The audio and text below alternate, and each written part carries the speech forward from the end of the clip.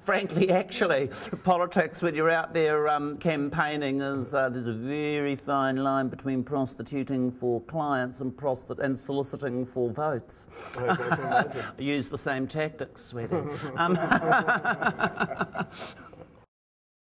I feel that our legislation in New Zealand is the leading world model on how to review how countries deal with the fact of prostitution.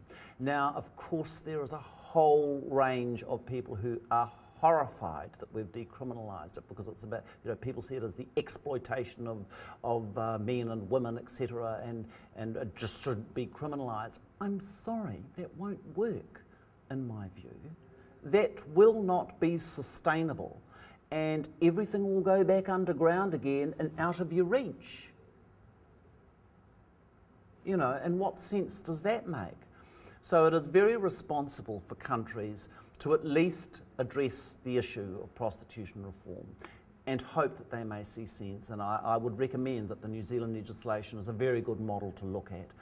The process of how to achieve the legislation is long and difficult, and there's going to be a lot of venal public debate for and against, and you're going to have the rise of the Christians will be in again. It's a and politically, of course, I don't think even left wing, right wing. It's a very courageous thing to do. Prostitution reform in New Zealand was the advent of a private members' bill. It was not a government bill. And of course, having been a prostitute myself, my opinion on these things had some weight in the Parliament, and I gave probably one of the most dramatic speeches in the third reading, the final reading debate. My speech and two other speeches that some people gave, but particularly my speech, changed the minds of 2 people to vote in favour of it.